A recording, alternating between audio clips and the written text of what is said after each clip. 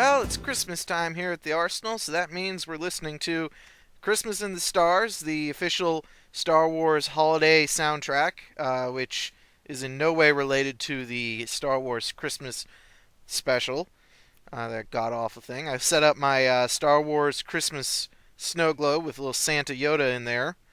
And I also set up my bobblehead of Santa Darth Vader.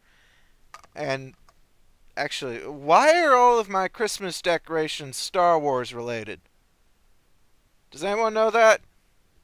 No? Okay. Well, clearly I need to get more decorations, because that's all I got. Anyway, so today I decided to talk a little bit with everyone about the history of Christmas and why Christmas is the way it is, because there are a couple of specific sources which are responsible for shaping the holiday as we know it today. Now, the history of Christmas actually extends all the way back to pre-Christian times, with the sort of winter solstice festival. As I'm sure pretty much all of my viewers know, Christmas is around, in the northern hemisphere at least, the winter solstice, which occurs on or around December 21st. And this is, for us in the northern hemisphere, the shortest day of the year.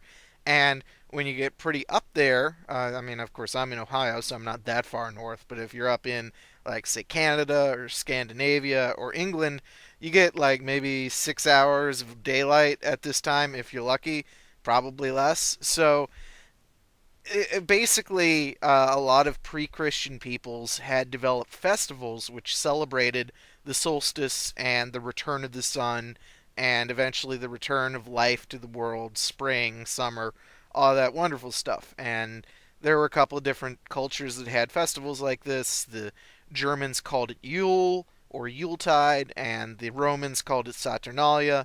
And eventually Christianity went in, and because they had a lot of parties and stuff during the winter solstice festivals, Christianity went in like, well, believe it or not, this is Jesus' birthday, so we can celebrate Jesus. And everyone's like, all right, we want to join Christianity because they party too on the winter solstice.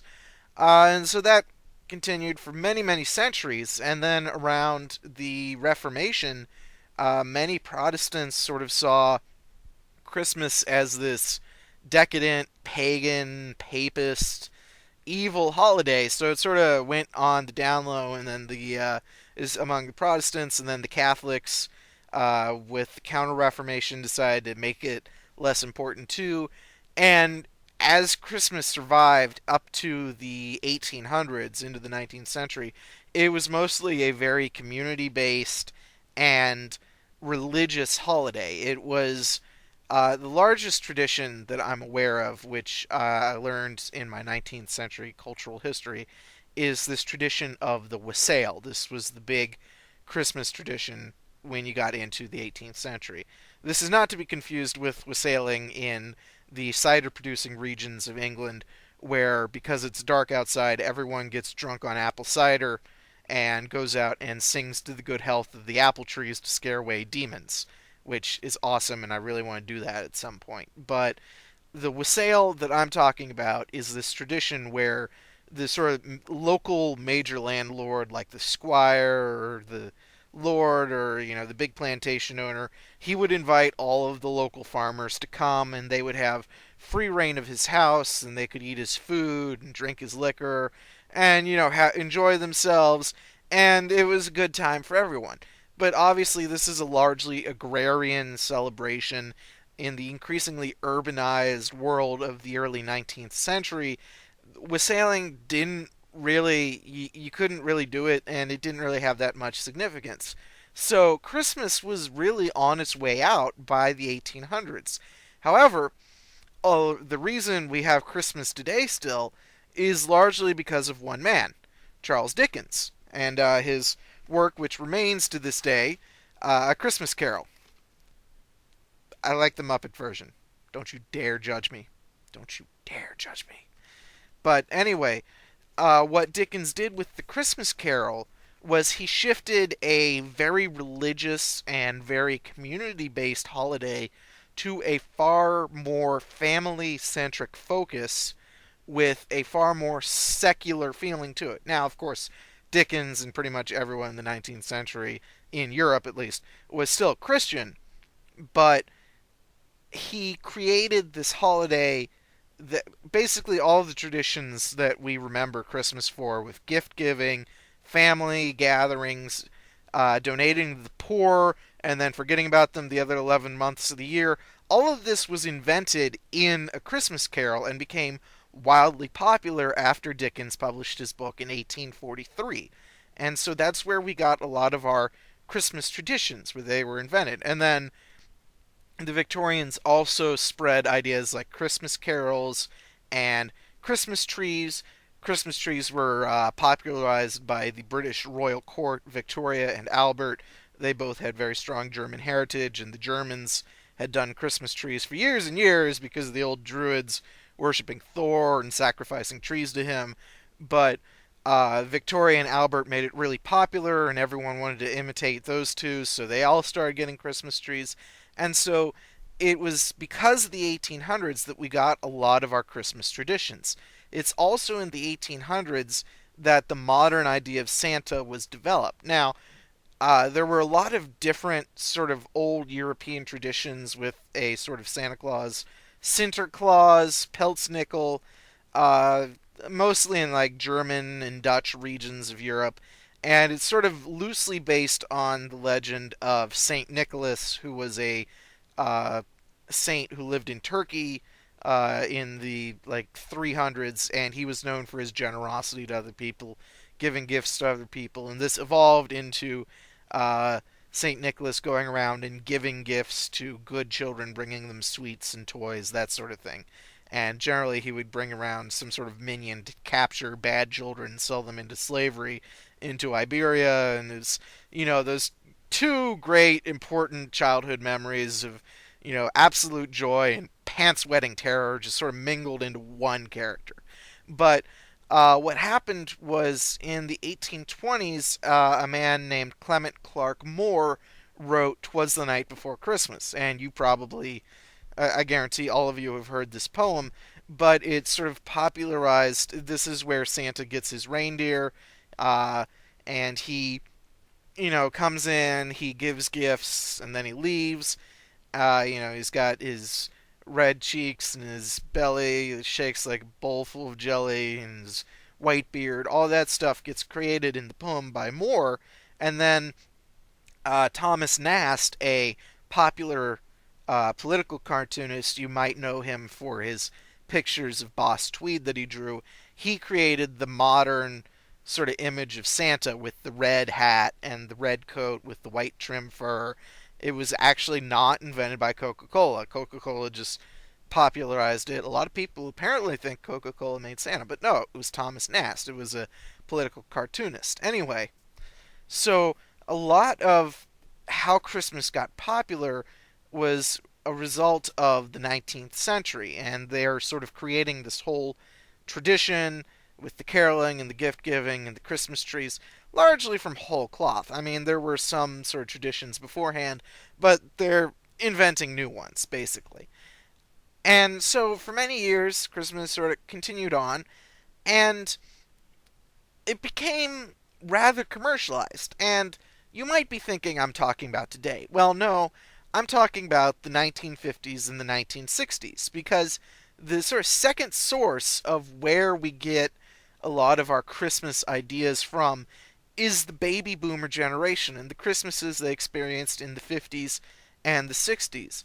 If you look back, this is the time where It's a Wonderful Life, the popular Christmas movie, it accidentally went out of copyright, so TV stations kept playing it around Christmas time during the 1950s and 60s. And I mean, I don't care for it, but that's what people remember.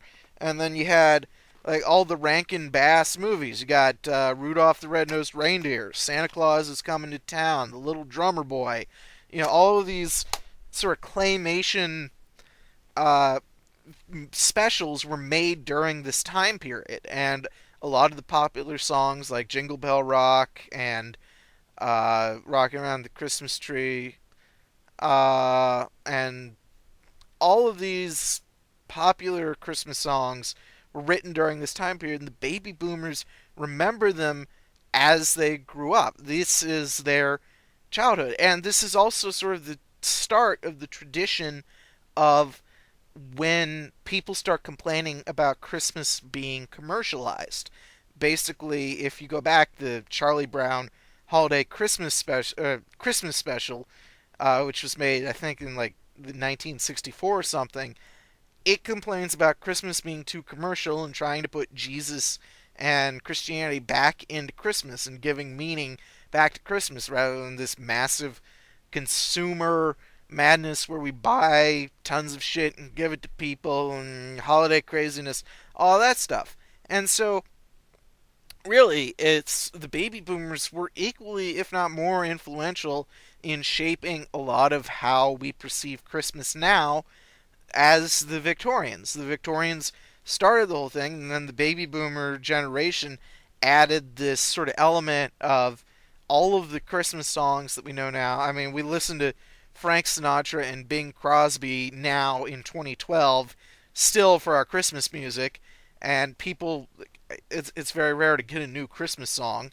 And then we have all of the holiday specials, which are still being played. How the Grinch Stole Christmas, It's a Wonderful Life, all of the Rankin Bass productions, all that stuff is still being played. And it's because the baby boomers remember it and they want it to keep happening. And so, I don't know, today we seem to be having this sort of conflict between people who want Christmas to be a very Christ center focus. You know, Jesus is the reason for the season, put the Christ back in Christmas, and then sort of the rampant consumerism on the other hand, with the corporations that put their ads 2 days before Halloween. 2 days before Halloween! What is this nonsense? I. Sweet Jesus. Sweet baby Jesus. But anyway, and then you got people who, still want to celebrate Christmas, but they're not, Christian. They just want to get in on the reindeer games.